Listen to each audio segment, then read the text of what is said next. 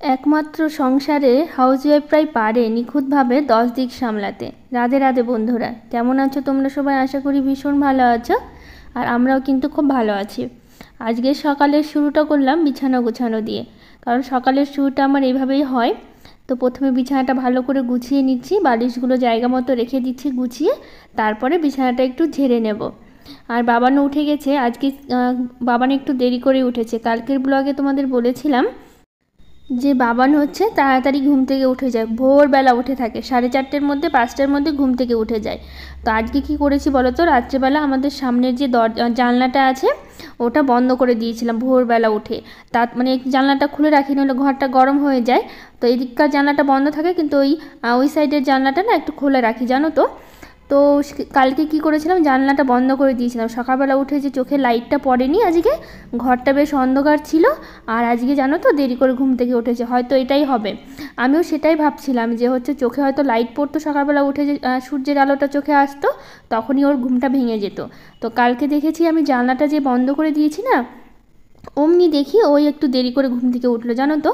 তো এবার থেকে তাই করব, জানলাটা বন্ধ করে দিব, তাহলে চোখে লাইটটা পড়বে না আর ও একটু দেরি করে ঘুম থেকে উঠবে।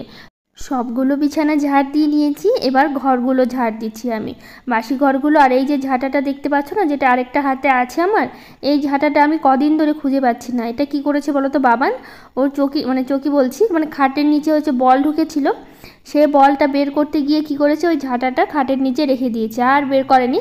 আর সাইডে একদম ভেতর দিকে চলে গেছিলো, সাইডে একদম ভেতর দিকে ছিল আর কি। আর আমিও ঝাড় দেওয়ার সময় খুঁজে পাইনি। আজকে যেই ঝাড় দিচ্ছিলাম অমনি বেরিয়ে আসলো জানো তো। কালকে খুব খোঁজাখুঁজি করছিলাম, মানে ঝাঁটাটা কোথায় গেল পাচ্ছিলাম না।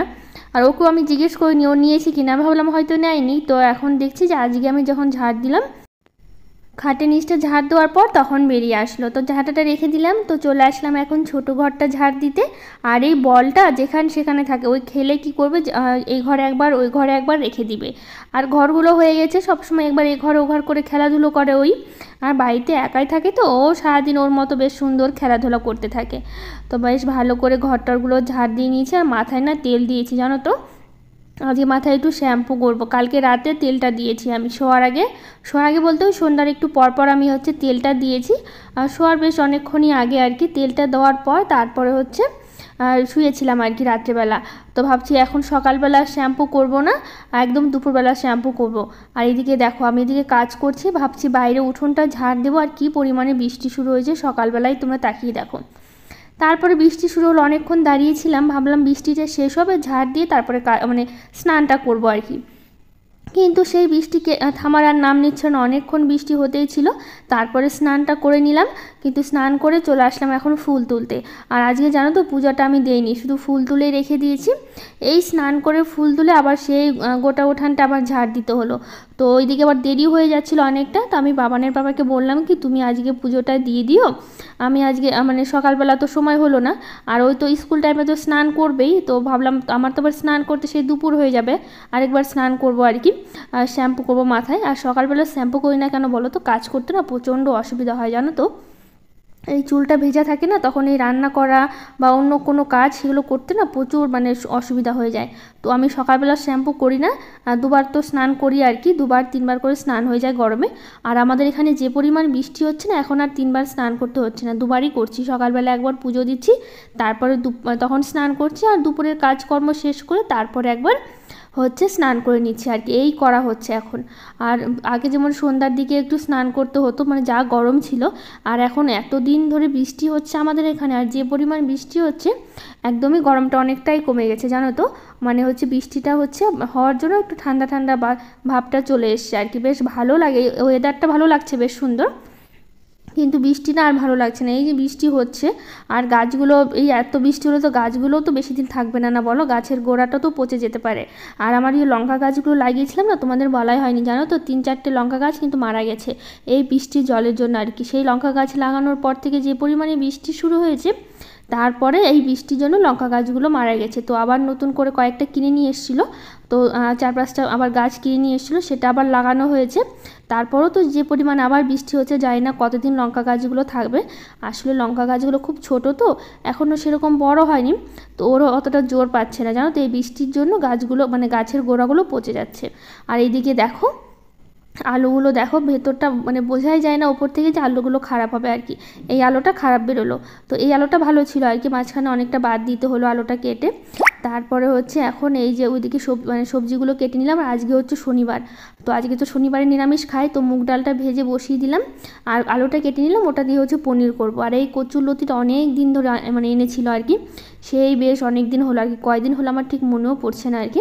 তো সেটা একটু লতিটা পরিষ্কার করে নিলাম। আর এই যে কচু এনেছিল, তো ভাবলাম যে কচু আছে আর লতি যেইটুকু আছে না ওইটুকু মানে একদম খুবই পরিমাণে কম, তো ওইটুকু আর কি করবো। তো ভাবছি কচু আর লতি দুটো মিক্স করে একসাথে একটা কিছু রান্না করে নেবো আর কি।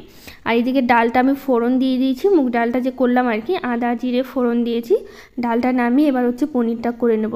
আর বাবান হচ্ছে সকালবেলা কিন্তু হরলিক্স খেয়েছে, আমি এদিকে কাজে ব্যস্ত থাকি দেখে সকালের হরলিক্সটা না বাবানের পাপাই ওকে করে দেয় আর কি। আর আমি এদিকে কাজে ব্যস্ত থাকি, আর ওরও সকাল সকাল উঠে যায় ঘুম থেকে, তো ওরও সকালবেলা উঠে ব্রাশ করে তো কিছু খেতে হয় আর কি। তো কী করে বলো তো, আমি এদিকে তো ওই কাজে ব্যস্ত থাকি, স্নান পুজো অনেক কিছুই থাকে।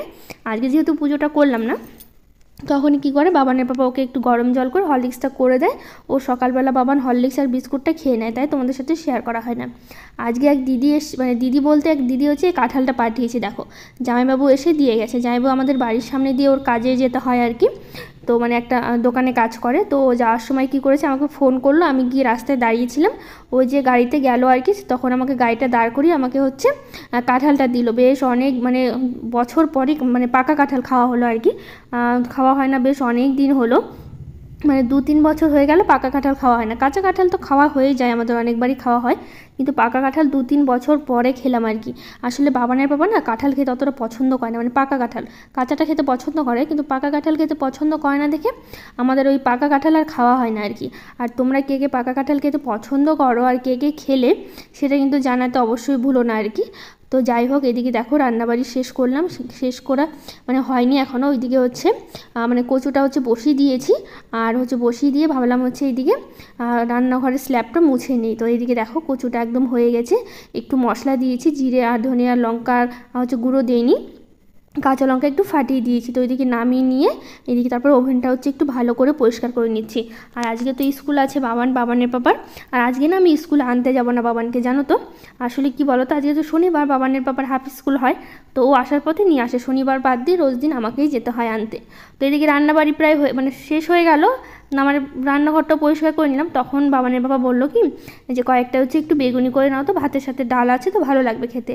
তো আবার সেই জন্য পরে আমাকে আবার বেগুনিটা করতে হলো। আসলে রান্নাটা খুব তাড়াতাড়ি হয়ে গেছিলো, অনেকটা সময় ছিল, তার জন্যই আবার হচ্ছে একটু পরে আমি আবার করলাম। তো এইদিকে বাবান স্নান করে নিয়েছে, ওকে একটু স্কুলের জন্য রেডি করে দিচ্ছি, ও নিজে নিজে জামা প্যান্টটা পরতে পারে, তো একটু ক্রিম লাগিয়ে দিচ্ছি।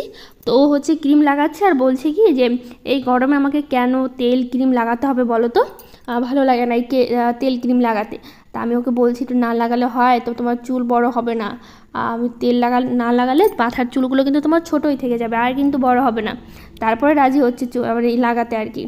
তো এইদিকে দেখো আমি হচ্ছে এখন ওই যে খেয়ে দিয়ে ওরা তো বেরিয়ে গেল, এখন টেবিলটা মুছে তারপর হচ্ছে সবটা হচ্ছে গুছিয়ে নিচ্ছি। আর জানো তো লাইন চলে গেছে, তারপর আর ভিডিওটা পরে আর বাকি কাজগুলো না আমি করেছি ঠিকই, কিন্তু তোমাদের সাথে আর শেয়ার করতে পারিনি। তো আজকে তো শনিবার ছিল বললাম, হাফ স্কুল ছিল, ওরা চলে এসছে স্কুল থেকে। বিকেলবেলা আমাদের এখানে তো বৃষ্টি হচ্ছে, সকালবেলা দেখলাম, তো দুপুরেও মানে এখনও বৃষ্টি হচ্ছে আর কি। সেই ওরা স্কুল থেকে আসলো তখন একটু পরিষ্কার ছিল, কিন্তু এই বিকেল থেকে আবার শুরু হয়েছে বৃষ্টি, বাইরে মানে বৃষ্টি হচ্ছে টিপি টিপি। আর বাবানের বাবা বললো কি একটু হচ্ছে চিড়ে ভাজা করো তো, একটু চানাচুর দিয়ে মাখিয়ে খাওয়া যাবে। দেখো এই যে বাইরে আবার বৃষ্টি শুরু হয়েছে। কিছু দিদিভাই কমেন্ট করেছে, রঞ্জিতা সাহ, রাস্মিতা সাহ, পাঁচমিশালি পূজা, পেটাল ক্রো, রুম্পা মণ্ডল, পাঁচমিশালি পূজা দিদিভাই কমেন্ট করে বলেছে তালের বড়া দেখে তো লোভ লেগে গেল। আচ্ছা তোমার কি গুগল এক্সচেঞ্জটা এসছে? না গো এখনও আসেনি, একটু সময় লাগবে আসতে। তো যাই হোক আজকের ব্লগটা আর বড় করব না, এখানেই শেষ করব। ভালো লাগলে একটা লাইক শেয়ার কমেন্ট করে দিও, আর আমার চ্যানেলটাকে সাবস্ক্রাইব করে দিও। তো আজকের মতো টাটা, দেখা হবে পরের নতুন একটা ব্লগে।